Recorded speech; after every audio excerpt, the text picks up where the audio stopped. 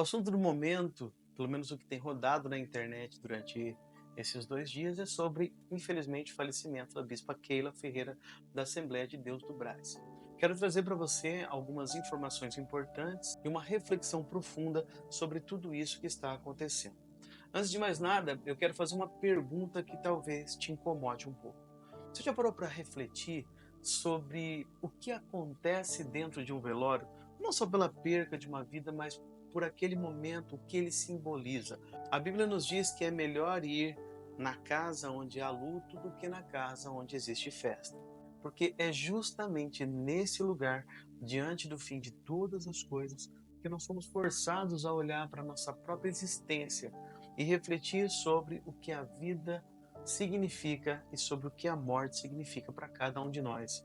Esse momento, que deveria ser um momento de luto, de reflexão, ele acabou se transformando em uma coisa um pouco diferente do que deveria ser. Aquele momento de dor, de despedida, onde a reflexão devia ser a chave principal do que estava acontecendo, acabou se transformando, de uma certa forma, em um palanque político. Eu sei que as autoridades que estavam presentes ali, elas procuraram mostrar-se solidárias, procuraram mostrar o seu afeto, o seu carinho com o marido que estava enlutado naquele momento, mas nós conhecemos como o jogo funciona. Sempre que acontece algo que tem mídia, algo que chama a atenção, a maioria das pessoas ou autoridades, assim, do ramo político, acaba se utilizando daquele momento para tentar fazer com que aquilo se torne um palco, para que alavanque o crescimento dela de alguma forma, junto a um grupo, junto a uma classe, junto a determinados grupos de pessoas. Infelizmente, o que nós vemos é o reflexo de uma sociedade cada vez mais superficial, né? Em que a verdadeira adoração e o luto acabam se tornando secundários diante do desejo pelo poder, da visibilidade e da busca por um espaço no palco político ou na fama. Mas a pergunta é: o que isso pode nos ensinar no dia de hoje? As divisões entre pessoas, elas acabam se intensificando à medida em que essas coisas secundárias acabam tomando o lugar de primazia, tomando o palco. E quando essas coisas que são secundárias tomam o lugar de primazia, nós acabamos nos esquecendo de Deus e colocando Ele em um lugar isolado. O problema é que quando essas coisas acontecem, esse tipo de hipocrisia acaba enfraquecendo a sociedade e nos afasta de Deus, como eu acabei de falar. Além disso, até o momento, eu sei que existem muitas teorias sobre a causa da morte, porque a gente não sabe nada sobre isso, o que é verdade, o que não é verdade, mas eu sei uma coisa que isso nos mostra. É triste como os líderes religiosos ultimamente, que deveriam ser exemplos de retidão e fé, muitas vezes eles acabam se tornando uma vergonha para o verdadeiro evangelho. Não por causa das falhas humanas, porque todo mundo é humano e todo mundo erra, mas pela forma como eles têm distorcido os ensinamentos, transformando assim o evangelho em uma plataforma para seus próprios interesses.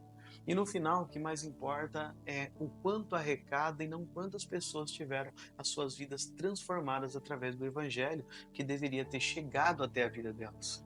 A verdadeira adoração, ela não pode ser um jogo de poder. E o que nós temos visto ultimamente, através da vida de muitos evangélicos de nome de sucesso, é que eles têm se esquecido da essência do evangelho que foi pregada quando eles se converteram.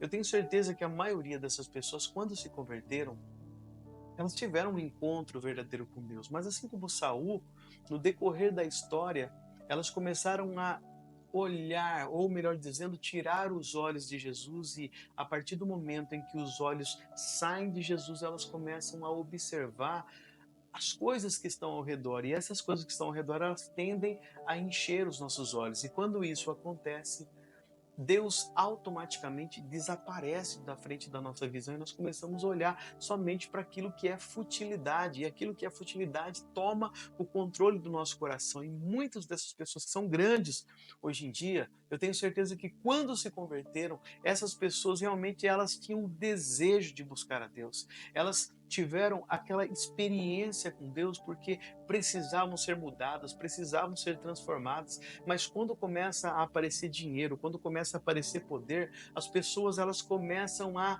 se desvirtuar, elas começam a se afastar daquilo que é puro, começam a se afastar daquilo que é santo, começam a se afastar daquilo que é justo, né? E conforme o tempo vai passando, a escuridão ela começa chegar no coração dessas pessoas ao ponto em que elas não querem mais enxergar Deus, elas querem justamente enxergar a sua vontade, fazer aquilo que está dentro do seu coração. Sobre as teorias que estão correndo na internet, eu não tenho muito o que falar porque eu não sei.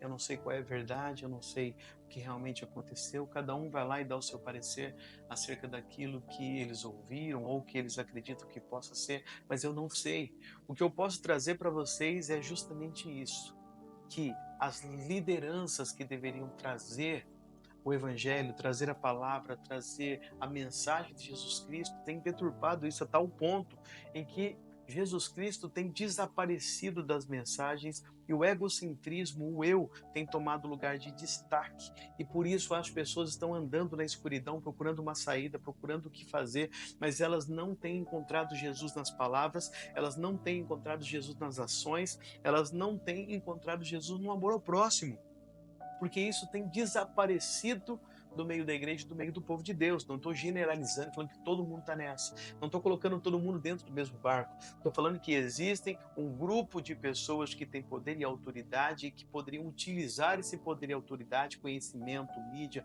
seja o que for, para transmitir o evangelho de Cristo conforme ele é, para transmitir a palavra de Deus conforme ela é, mas essas pessoas têm elas têm, na verdade, focado no desejo do seu coração e esquecido que existem pessoas por aí que estão sofrendo, que estão precisando e que precisam ouvir uma palavra, e essa palavra pode ser a luz que vai tirar essa pessoa da escuridão, mas elas persistem, elas se mantêm fazendo sempre as mesmas coisas, porque a vontade delas é buscar aquilo que está dentro do seu próprio coração e não do coração de Deus. Quando falamos sobre perca de alguém, de repente se perdeu uma pessoa.